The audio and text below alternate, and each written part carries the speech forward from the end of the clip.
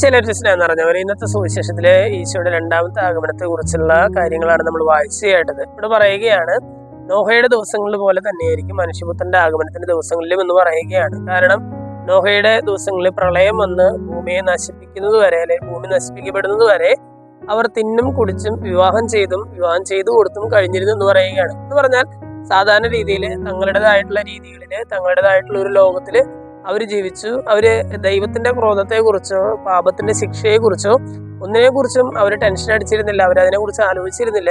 പെട്ടെന്നൊരു ദിവസം ദൈവത്തിന്റെ ദിനം വന്നു ചേർന്നാലേ, ദൈവത്തിന്റെ ആ പദ്ധതിക്ക് അനുസരിച്ചുള്ള ദിനം വന്നു ചേർന്ന് അവരെല്ലാം ഒരു തരത്തിൽ വളർന്ന് നശിപ്പിക്കപ്പെട്ടു എന്ന് പറയുകയാണ്. അതുപോലെ തന്നെയായിരിക്കും മനുഷ്യപുത്രന്റെ ദിനങ്ങളിൽ. ആ ദിവസങ്ങളിലും ഇതുപോലൊക്കെ തന്നെ സംഭവിക്കും. ആളുകള് ദൈവത്തെ മറന്ന്, ദൈവത്തിന്റെ പദ്ധതികളെ മറന്ന് അവരുടേതായിട്ടുള്ള ഒരു ലോകത്ത്, അവരുടേതായിട്ടുള്ള ജീവിത സാഹചര്യങ്ങളിലായിരിക്കും.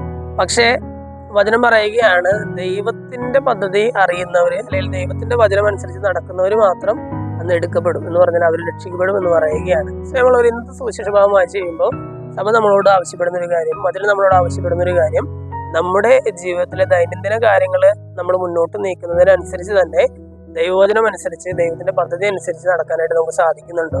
ദൈവത്തിന്റെ ദിനം വന്നു ചേരും എന്നുള്ളൊരു ബോധ്യത്തോടു കൂടിയിട്ട്, ദൈവത്തിന്റെ വിധിയുടെ മുമ്പില്, വിധിയാളനായ ദൈവത്തിന്റെ മുമ്പിൽ നമ്മൾ നിൽക്കേണ്ടി വരും എന്നുള്ളൊരു ബോധ്യത്തോടു കൂടിയിട്ട് അനുദിന ജീവിതത്തെ മുന്നോട്ട് കൊണ്ടുപോകാനായിട്ട് നമുക്ക് സാധിക്കുന്നുണ്ടോ?